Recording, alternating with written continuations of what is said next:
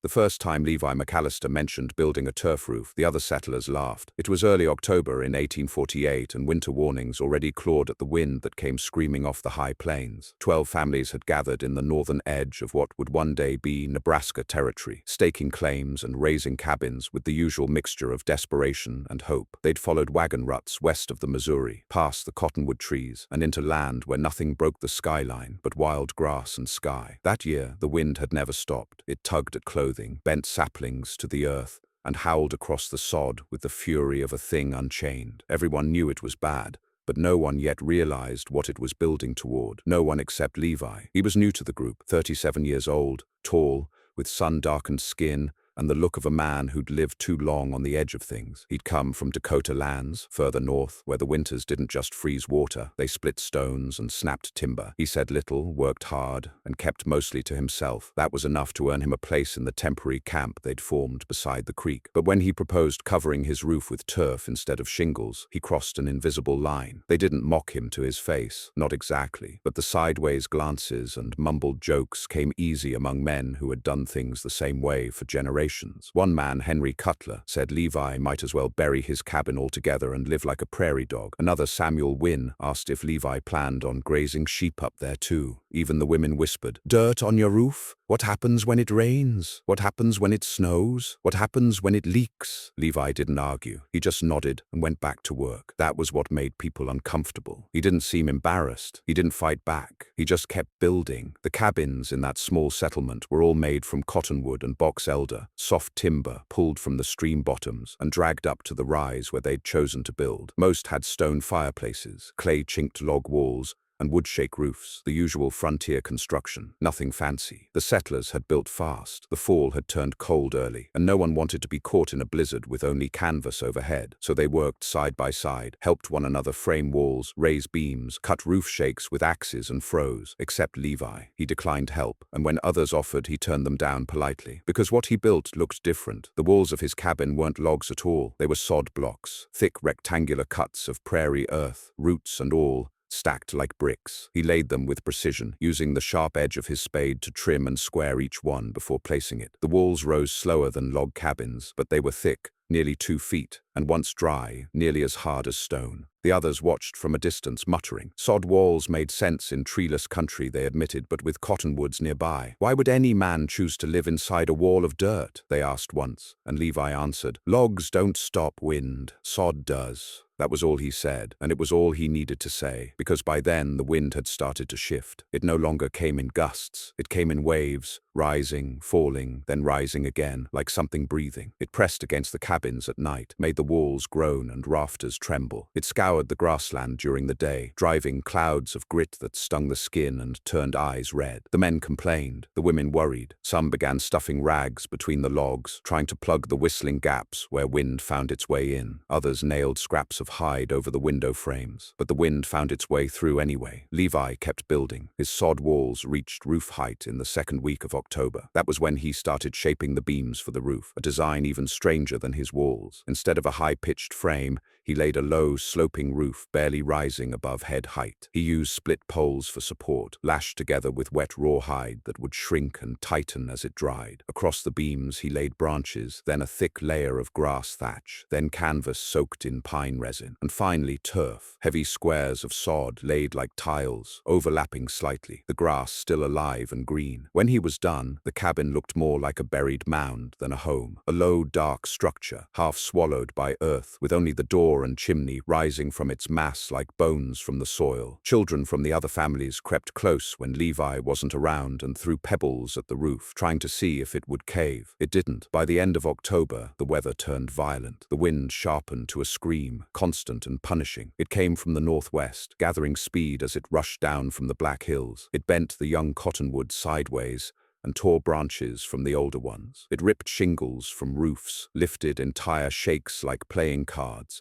and scattered them into the prairie. The settlers nailed them back down, only to have the wind tear them off again. Fires burned brighter from the drafts. Smoke refused to rise cleanly through chimneys. Children woke up crying, and mothers began placing stones across the floorboards to stop the cold wind from whistling up through the gaps. Still, Levi's cabin stood silent. Still, the turf clung to the roof like a second earth, unmoved. The wind passed over it, found no corners to catch, no edges to tear. Inside, the walls were warm, the air still. A fire burned steady in the hearth. Levi sat by it, sharpening a blade, listening to the roar outside like a man listening to a storm from inside a cave. He didn't smile. He didn't relax. He waited because he knew what was coming.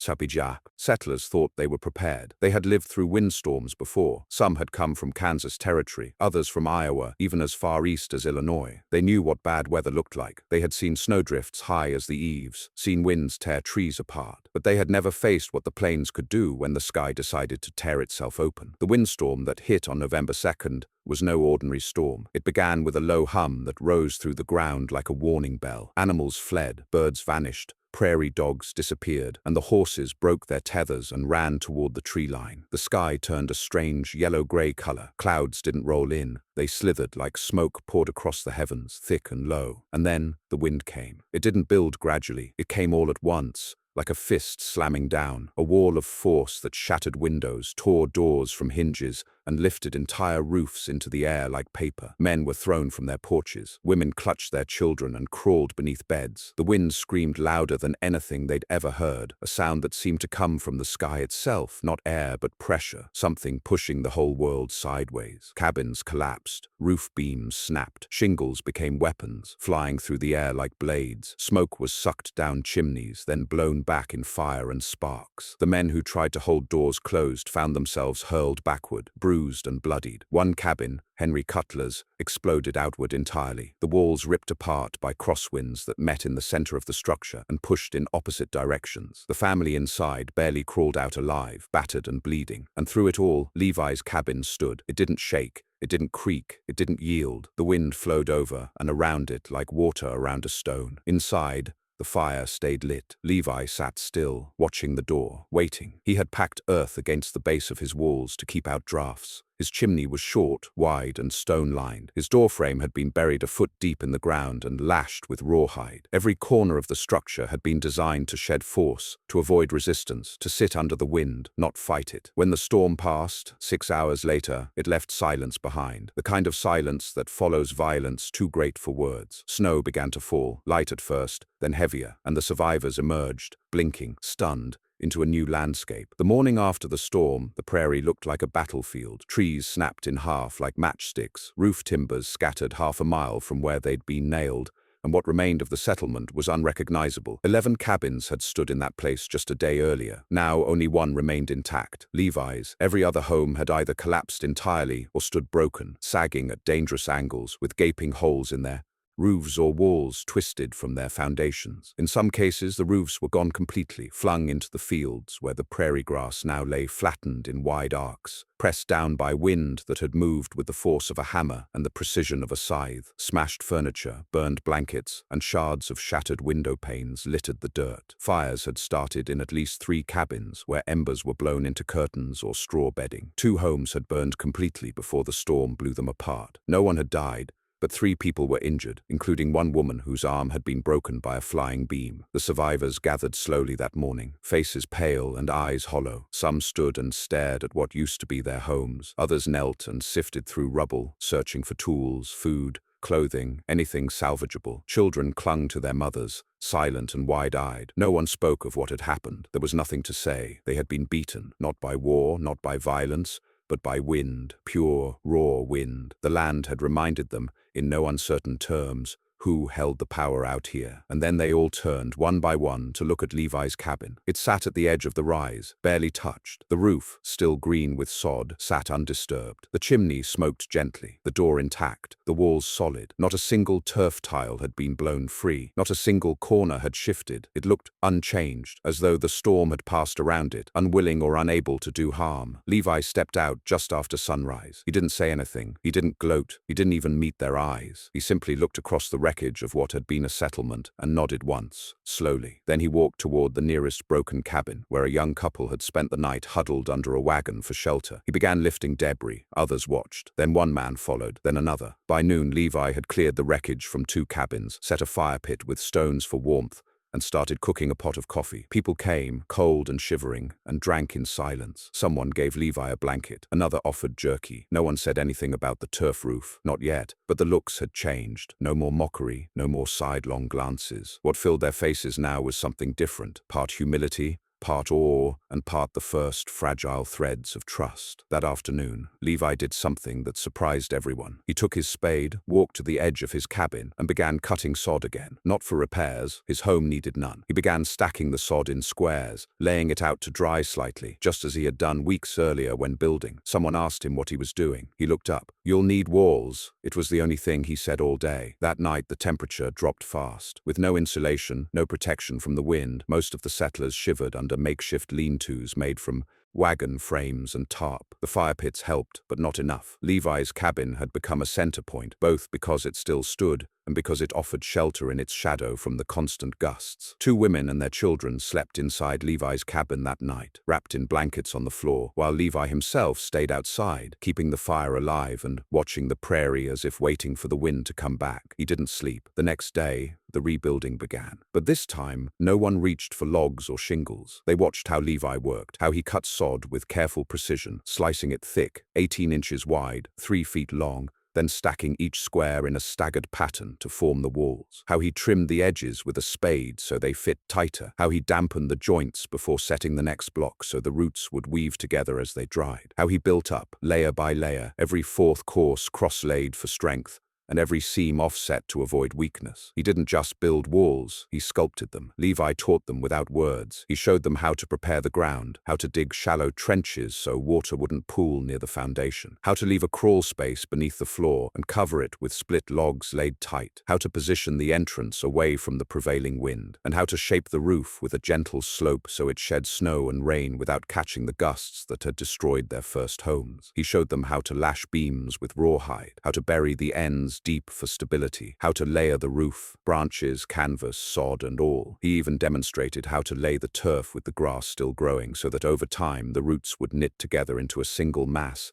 impervious to wind or rain. The grass would continue to grow, forming a living blanket overhead. At first, the settlers worked hesitantly. They were unsure, awkward with the tools, clumsy with the sod, but Levi corrected them gently with patience. Slowly, they began to understand, and with understanding came speed. Within a week, 3 sod cabins had risen. By the end of the second week, 7 stood in a line along the ridge, all turf-roofed, low-slung, and shaped to face the land instead of fight it. It was hard work, the kind of work that left fingers raw and backs aching. But it was different this time. There was purpose behind it, and there was a teacher they trusted. By the 3rd week of November, snow came, heavy and wet, the kind that bent trees and collapsed makeshift shelters. But not a single turf roof buckled. The new cabins held firm. Inside, fires burned hot. The thick sod walls muffled sound, blocked drafts, and radiated back the heat from the stone hearths they'd carefully built under Levi's direction. The settlers had learned, and yet there was something deeper changing in the settlement, beyond the practicalities of construction. It was the way they looked at Levi now, no longer an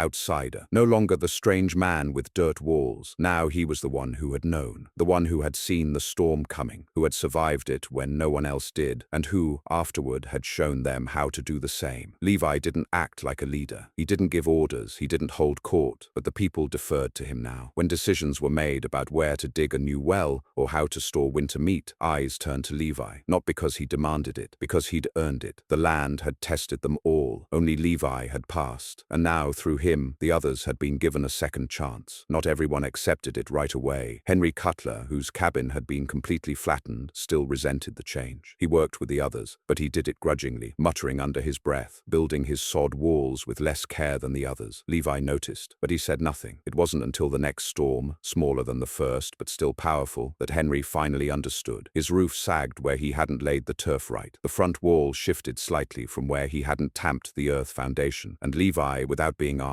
appeared at his side in the middle of the storm, driving stakes into the windward side, reinforcing the wall, and laying extra turf on the exposed roof corner. He did it silently, then left. Henry said nothing at first, but the next morning he followed Levi to the cutting field and began working beside him, asking quiet questions. That was how healing began in the community, not through grand gestures, through quiet understanding. By December, the settlement looked like something new. It no longer resembled the scattered cabins of an eastern homestead. It looked like a village shaped by the land itself. Low, green-topped dwellings curved with the slope of the rise. Stone-lined chimneys rose gently above the sod. Narrow paths, protected from wind, wove between the homes. Everything pointed east and south, away from the brutal northwesterlies. And at the center of it all stood Levi's cabin, unchanged, untouched, a monument to foresight, endurance, and the quiet defiance of one man who'd refused to build like everyone else. The land had tried to break them. Levi had taught them how to bend instead. But the true test hadn't yet come, not the one that would push them to the brink, not with wind, but with hunger, and with something no sod wall could keep out. The winter came down hard, not just cold. Cold they could handle. They'd planned for cold. Firewood was stacked high, meat cured and hung, grain stored in barrels,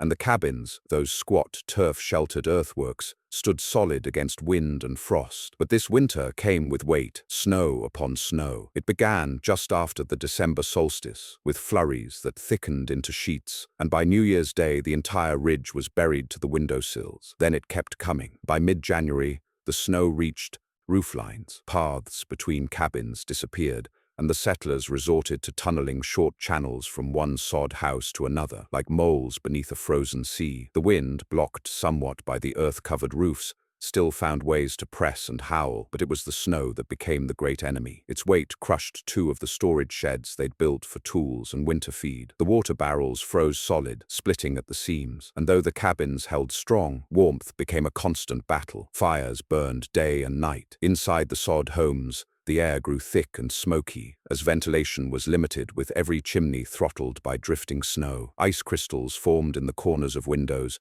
on the undersides of roof beams, and around every crack where warmth met the bitter air. And yet, because of the way they had built, because of the sod's insulating power, because of the thick turf roofs and the stone hearths that held and radiated heat, the people endured. But food, that was different. They had not expected the snow to come this heavy or to last this long. By the end of January, supplies began to run low. Dried meat stores shrank daily. Flour and cornmeal were being rationed in half portions. What few vegetables they'd preserved had already run out. Hunting was impossible. No game stirred in that white silence. No rabbit tracks marked the hills. No deer ventured into the drifts. Even birds had vanished. Hunger crept in, not with panic, but with a slow tightening of the gut and a steady drain of energy. Children stopped playing. The men grew quieter. The women stared longer into the fire, calculating meals from near-empty shelves. And every day they asked the same question in different ways. How much longer? That's when the discovery was made. It was a boy named Eli, 9 years old, son of Mary and Amos Wynn. He had wandered through the connecting tunnel from his family's cabin to the common fire pit Levi had helped build weeks earlier, just looking for warmth and company. On his way back, he took a wrong turn and wound up pushing through a drift on the north side where no one had passed in days. There, buried in the snow, he found something hard, not ice, wood. He called for his father. Amos came with a spade and began digging, puzzled at first, then alarmed. As they cleared away the snow, more wood appeared, planks, stained and warped,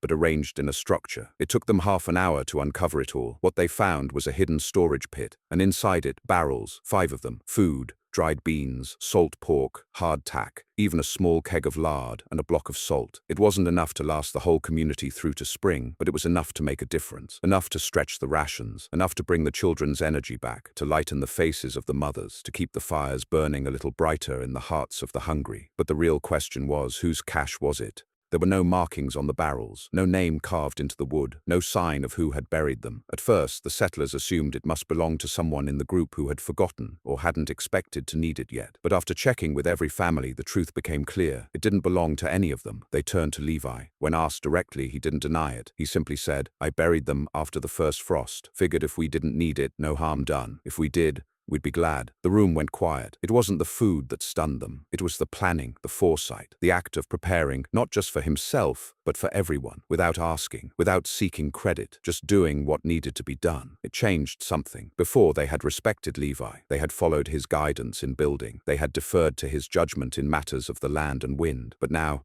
Now they looked at him differently, as someone who saw further than they did, as someone who had already walked the paths they were just discovering. Not just a survivor, not just a teacher, something more. They didn't call him leader. They didn't need to. But when choices needed to be made, his voice came first. As February wore on, the snow deepened still. But with the hidden stores, the settlers held on. They rationed with more care, shared with more discipline. The children learned to hollow snow caves for play, keeping them occupied and away from the worst drafts. And slowly, as the light began to linger longer each evening, the snow began to thin. The sun shone more often. The worst had passed. But not all was peace. One morning, Mary Wynne came to Levi's cabin with a look of worry. Her son Eli, the boy who'd found the cache, was missing. He hadn't come in the night before. At first, they'd assumed he was asleep in the neighboring cabin, as children often spent the night in each other's homes now. But no one had seen him. Searches began immediately. Levi was the first to grab a rope and a shovel and head into the tunnels. The snow was still too thick to walk freely overland, so they tunneled outward from cabin to cabin, calling his name. Nothing. No tracks.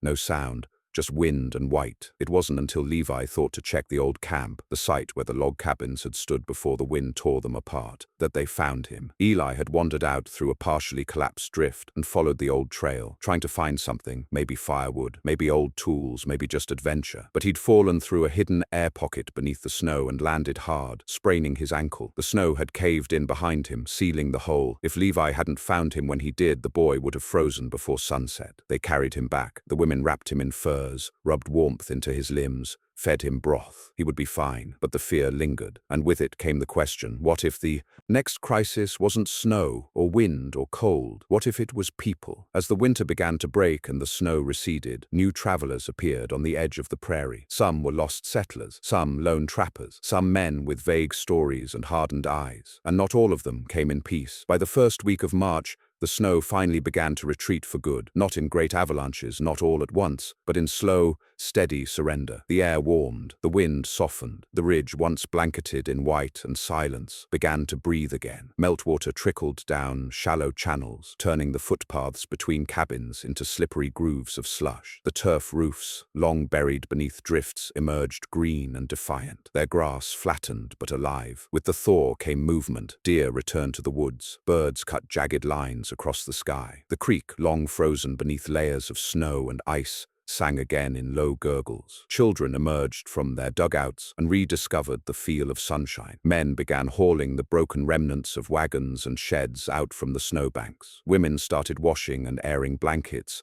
coats and rugs beneath the weak spring sun. But Levi wasn't comforted. He knew something the others hadn't yet remembered. The thaw didn't just bring warmth, it brought people. The ridge sat astride a little used trail, one of many branching traces that split off the main overland route west. Most emigrant trains avoided it, but desperate men, loners, traders and wanderers sometimes passed through. And this year, with winter having destroyed so many scattered homesteads across the plains, Levi suspected that broken travelers would come looking for shelter and food, and they would find this place. He didn't say anything at first, just watched the horizon, sharpened tools, rechecked the rope ties that bound the beam structures of each turf cabin. He walked the perimeter of the ridge each morning, scanning the distant prairie, listening to the wind. He saw the first sign on March 11th. Tracks, not animal, not deer, not even the wandering lines of a trapper's snowshoes. These were boot prints, 4 sets, deep, deliberate, crossing from the northwest, skirting the edge of the ridge and disappearing into the ravine half a mile off. He found the remains of a fire there, stones blackened, bones from a rabbit, the edge of a torn canvas sheet. Someone had camped there the night before. He returned to the ridge and called a meeting. No one hesitated. By now, when Levi called, people came. They met in the half-dug root cellar beside his cabin,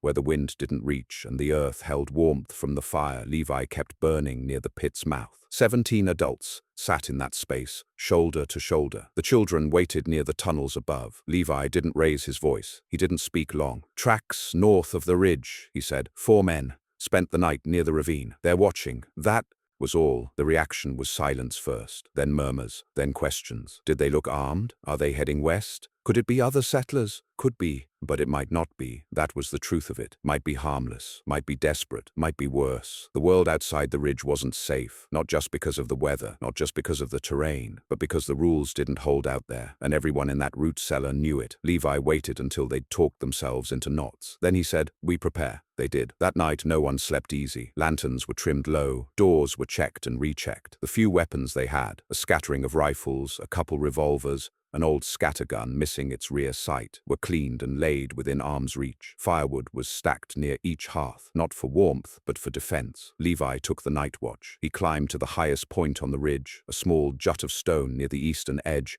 and lay prone with a spyglass he'd traded for 3 years earlier. He watched the tree line, the creek, the faint flicker of another fire down in the ravine, and just before dawn, he saw the movement. 4 figures, moving low, slow. They weren't headed west, they were circling, approaching. He climbed down and roused Amos Wynne and Samuel O'Connor, the 2 men he trusted most, with calm heads and sharp eyes. He didn't order. He simply said, "They'll come up the western path before noon." By 10 o'clock, the strangers arrived. They didn't come with weapons drawn. They didn't come shouting or hostile. They came in silence, leading tired mules and dragging a broken travois made from saplings and rope. Their clothes were tattered, their boots patched with rawhide. One had a bandage around his head, stained dark. Another walked with a limp. They looked like men who had survived something, or maybe failed to. The settlers gathered, cautious but not aggressive. They stood behind the low walls of the turf cabins, hands near weapons, eyes wary. Levi stepped forward alone. The leader of the group, a man with grizzled stubble and a long scar down his cheek, raised a hand. "Don't mean harm," he said. "Looking for food, shelter, just to rest a few days." Levi studied him. "Where from?" "Fort Childs. Wintered wrong. Got separated from our wagon. Been walking near 3 weeks." Levi didn't move. "4 of you?" The man hesitated. "Now, yeah." He didn't ask what happened to the others. The answer was in their faces, in the way they didn't look at one another, in the hunger buried behind their eyes. Levi nodded once. "You can stay, but no weapons inside, and you work for your food." There was a long pause, then the man nodded. The others lowered their gear. The ridge exhaled. That night, the newcomers were given stew, thinned but hot, and a corner of the community's storage cabin to sleep in. They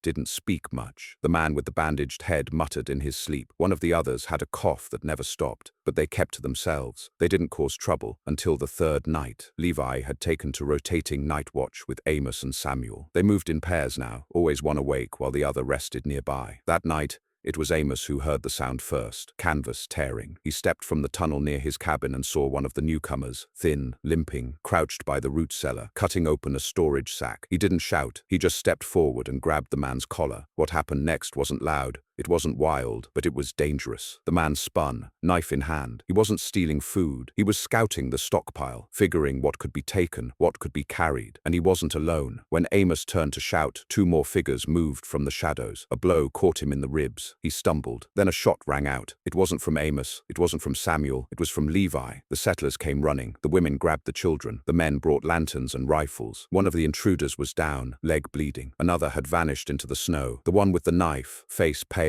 shaking, stood frozen beneath Levi's aim. No one moved. Levi said, "You break what's given freely, you leave." The man spat. "We'd have froze without you. You owe us." Levi lowered the rifle. "No one owes anyone anything but decency. You gave that up when you came crawling for help with lies in your teeth." They were gone by morning. Not killed, not dragged, just gone, into the prairie, without food, without shelter. They had made their choice. The settlers didn't speak of it much, but something hardened in them after that. Trust turned wary. Kindness, once easy, became cautious. And Levi became something else. Not feared, not hated, but respected, with weight, with distance, because he had protected them, and they had seen the cost of mercy given too freely. But the story wasn't over, because the wind was coming back, and with it, something worse than weather. The prairie doesn't forget. Not wind, not snow, not fire, or the scars men leave behind. It remembers everything, and that spring, just as the ridge folk began to believe they might finally breathe again, the land remembered too. It started with silence. The meltwater ran sluggish in April. Too sluggish. Levi noticed it first. The runoff from the higher ground was too slow for the amount of snow that had blanketed the hills. The creeks rose, yes, but not by much. The lowlands stayed dry. The water never reached the swales in the east pasture. Something wasn't right. Then the air changed. The wind, which had gone quiet for weeks, returned, not with fury, but with intent, like a predator stalking rather than charging. It came in short bursts, carried with it scents no one liked, the stale rot of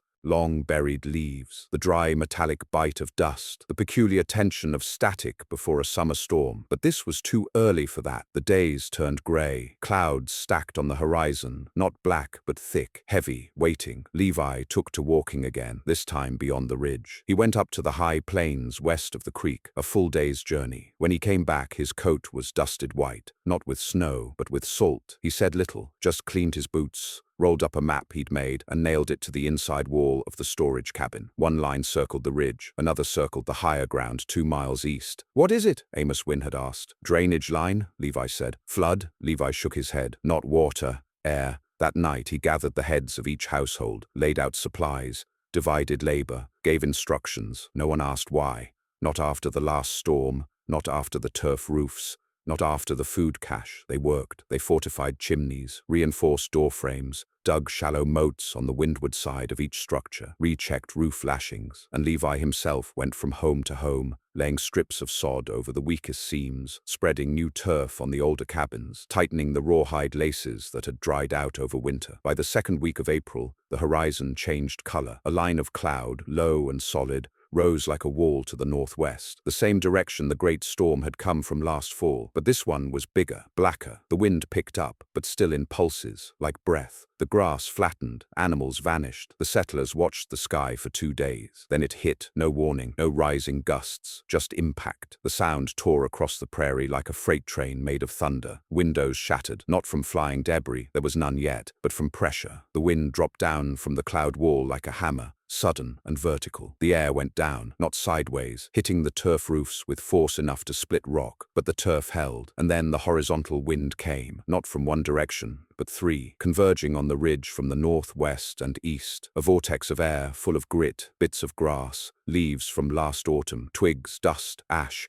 and things the wind had picked up miles away. The cabins groaned, but they held. Children screamed. Mothers sang to them, even as the sod above their heads trembled like earth before a quake. The men braced doors, chimneys whistled, canvas flapped inside the moats they'd dug, catching wind and slowing it just enough to save the structures. Outside, the world became blur. Visibility dropped to nothing. The wind brought dirt. It stuck to skin, to walls, to windows, to teeth. A storm not of rain, not of snow, but of the earth itself, lifted, weaponized, turned against its own. And through it, Levi moved. He wrapped his face in cloth, carried a pack full of iron spikes and rawhide strips. Where a roof seam looked weak, he hammered new sod tiles in place. Where a chimney cracked, he plugged it with wet canvas. Where a cabin door shook on its hinges, he reinforced it from the outside. Twice he was nearly blown off his feet. Once he was seen crawling, belly to the dirt, across the North Tunnel's path, dragging a broken timber to brace Samuel O'Connor's west wall. By the second hour, the air turned yellow-brown. Lightning cracked somewhere far away. The wind pulsed with such strength that even buried turf vibrated. Dust filled mouths, eyes, lungs. Then came the collapse, not of Levi's cabin, not of the turf homes, but of the earth. A section of the southern ridge,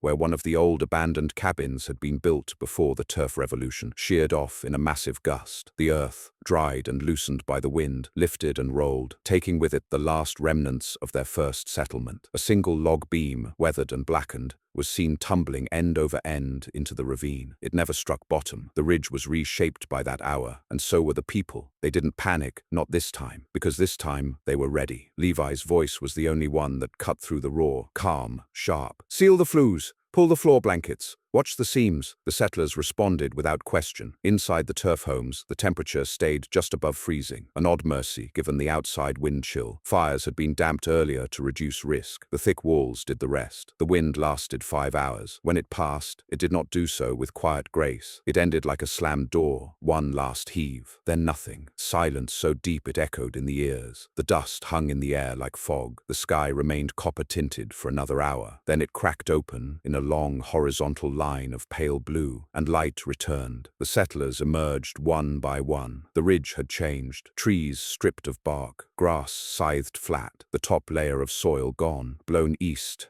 into the horizon. The moats dug around each cabin were filled with dust and silt. The stone markers from old graves were gone, scraped clean, rolled into the dry creek bed. But the turf homes still stood, all of them. Not one had failed. They were caked in mud, of course, their walls stained with grit, but the turf had held. The roofs remained. Chimneys still stood, even if a few leaned now and would need to be reset. The people gathered in the center. Levi stood apart, watching, not smiling, just still. Then Mary Wynne walked to him. She said nothing, just placed her hand on his shoulder. The others followed, one by one. A hand, a nod, a look, not words. Words weren't enough. They'd survived because of him, and they knew it. By that summer, The ridge had a new name, not just the settlement anymore, not just the camp. They called it Turf's End, a name spoken first by one of the children, scribbled in mud on the side of a cabin, and it stuck. Travelers came through in the following months, westbound, eastbound, lost or wandering. And when they asked how the place had survived the windstorms, the ridge folk pointed to their roofs and said, "Ask Levi." He never liked the attention, never claimed credit. When someone offered to carve his name on a stone marker, he refused. "The land already remembers," he said, and he was right. Years later, when new waves of settlers came, when rail lines crossed the plains, when towns rose and fell, when maps were drawn and redrawn, the ridge remained, quiet, sheltered, green-roofed and wind-smooth, a place where the earth and people had made peace, because one man built differently, because when others laughed, he kept building, because when the wind came, and came again, and came harder than any man could have imagined, he had already prepared.